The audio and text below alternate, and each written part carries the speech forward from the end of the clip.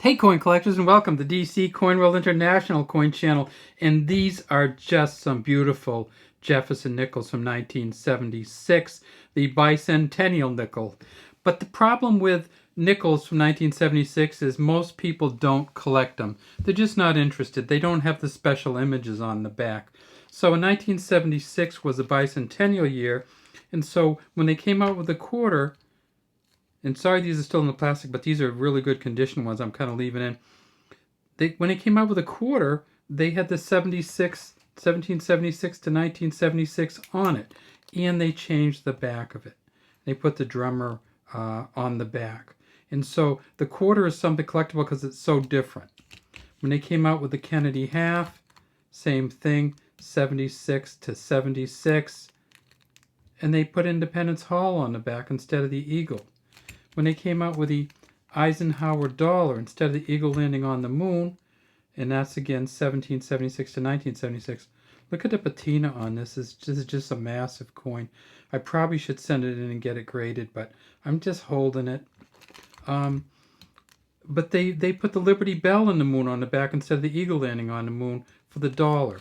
Now the penny, they left the same. The nickel, they left the same. The dime, they left the same. They didn't put any 1776s on any of those three. And so a lot of people say, well, I'm not really interested in collecting them. Or they just get them as part of a bigger set. But what I want to tell you is that both of these coins can easily be worth over $1,000 if you get them in good shape and have the right characteristics. Now let's look at this one. This one's got a little dent in it, and that happens sometimes. This is from an uncirculated mint set. The little dent up there, some little scratches. Those probably won't take from the value much. The actual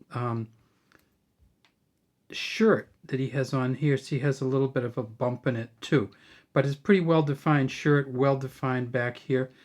Down here, the FS is just very good. The D, it looks great. The 76 has that chip mark on it from another coin hitting it, and the star doesn't look great. If we could get this coin, which is the Denver Mint 1976, in an MS 67 FS or full steps, we'd be talking about $1,800. This might be an MS 64 or 65, but it's a little bit damaged, so I don't know. The MS 64, 65 in this one would be worth about $8. It's a nickel, of course, smooth edged. Nickels are 75% copper and 25% nickel. Now, look at these steps. There's some pretty good steps on here, too. Not quite full steps, but if you could get this in a full steps version, again, it'd be worth about $1,800. There just haven't been many of them out there. What is on the back? Well, it says E Pluribus Unum at the top. Has Monticello here, Thomas Jefferson's home. 5 cents here, plural, and down here it says United States of America. Now, we looked at that little FS on there. That FS hasn't always been on the front. When these coins first came out, they didn't put these the mint mark on the front at all. They first came out in 1938, and there was no FS on there. In fact, you can look through. It didn't get put on there until 1966. Now, fortunately, Felix Schlag, who the FS stands for, who's the engraver of this coin, lived, I think, until 1974. So he lived long enough to see his initials put on the nickel. Here's a 1963 nickel, and I'll show you. So this is what the nickels from 1938 till 1963 look like.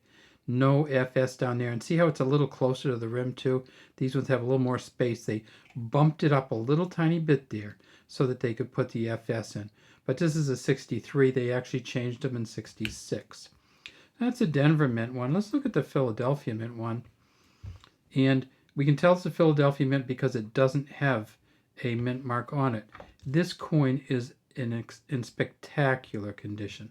And just put it that way. Look at the tie on here. Just beautiful. Look at the definition in the nose and the mouth. The In God We Trust, the Liberty here. Even the star looks good on this one. And the stars aren't good on these because they sometimes rush through. Again, this is from an uncirculated mint set. This has a slight coloring to it, a slight kind of yellowing to it, or browning, and that's good. We tip it up on its side, it looks great. We tip it over onto the back, and we see that we can see 1, 2, 3, 4. We can see 4 steps on here, but we can't see all 5. And from 1938 until 1999, you need 5 full steps to get the full steps version. We have about 4.5 here. And then we look at Monticello, and Monticello is just beat. So we have a coin that has an incredibly good front and look at the dent in that window up there and the scratches here. Incredibly good front and a valueless back. This won't even get, because the back is so beat and because we don't have the full steps, probably won't get us up to an MS63 even. These scratches don't necessarily change, but when they deface the building, they do start to change the value. So this one's probably not worth the $6 to $8 that an MS65 would be.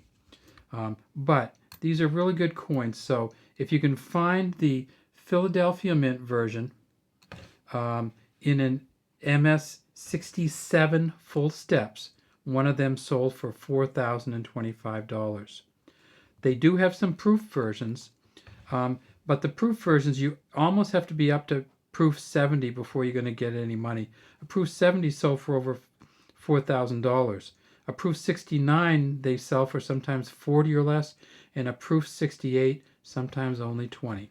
So look for these coins, look for them in incredible condition, and look for that full steps on the back, and that's where the money is. Have a great day from DC Coin World International Coin Channel.